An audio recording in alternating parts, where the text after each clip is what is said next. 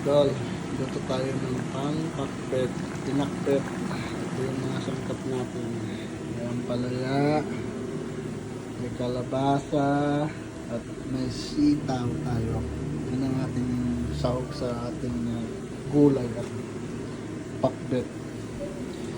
At malapit na natin isa lang kasi pinapalambot lang natin yung karne ng konti. Ayan punong-puno ng ano yan. Hindi tinipid yan. Ating pang pakpet. Hindi tipid yan. Ay, lumalapot na yung ano niya, usos niya. Mamaya, pag salang na natin itong natin na gulay sa ating pakbet. Kalabasa. Sarap yan mga idol.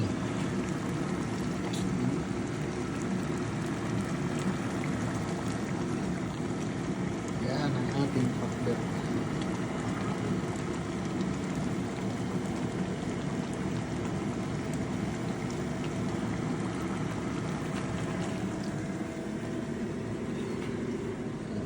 Sige, balikan ko kayo mga idol. Papakita natin pag nahalo na natin.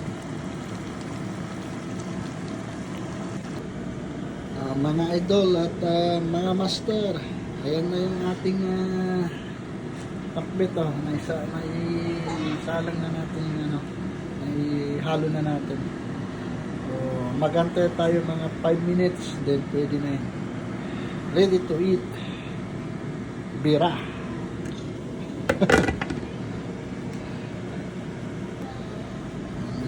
Medyo mahirap haluin mga master, mga idol. Punong-puno, apaw. Ayan. Pero malapit na to. Pagkasarap-sarap naman itong ating pinakbe. Hindi lang natin nilagyan ng okra kasi ayaw ng isang yung brother-in-law ko ang okra, kaya ang inilagay lang natin ang palaya, sitaw, saka kalabasa. Okay na to. Pag lumapot na tong sabaw ulit na pwede na. Lambot ng konti yung mga gulay, mga master, mga idol. Pwede na natin atkin yan. Ayan, balikan ko kayo ulit. At pag luto na, ipapakita ko sa inyo. Laglakan na ba Kapit sa na mga fishing? master, mga idol. Bayag niya mission. Bigyan natin ng mga 5 more minutes. 10 minutes ni. 10 minutes, abata ni. Harap natin yung camera sa aming dalawa ng mga kulit na bata. Hi ka. Hi ka mo. Hi ka mo. Hi mga idol, mga master ko mo. Ayan na mga master, mga idol, medyo malambot na yung pero gusto ko kasi medyo malapit yung sabaw para kapit talaga yung lasa ng ating pinakbet. Saka yung gulay, gusto ko medyo malambot para hindi na mahirapan yung kumagat. Talagang yummy. So, kunting-kunti na lang. At malapit na yan. Yung karne natin, sobrang lambot na yan. Talagang dikit na yung tapas ng natin sabaw dyan. So, takpan muna natin ulit. Another maybe 5 minutes at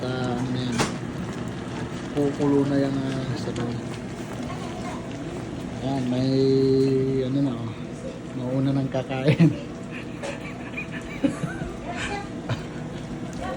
Bibinyagan na daw.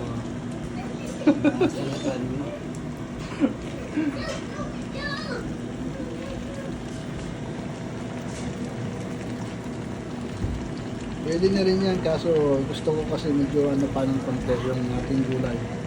Malambutin pa ng konti. At yung sabaw para kapit na kapit. Balik ako ulit. Another 5 minutes, then ready to eat. Atak. Yan na mga idol. At ready na to. Ready to serve na natin to. At pakain na natin yung apoy. Tayo'y kakain na rin. Sambot na rin tayo ng ating pagkain mga idol. Ayan na mga master, mga idol. Tayo'y kakain muna. Ito, ayan, murong gulay. Sarap. Kain tayo mga idol, mga master. Hanggang dito na lang ang aking video mga idol. Tapusin ko na dito. Bye bye.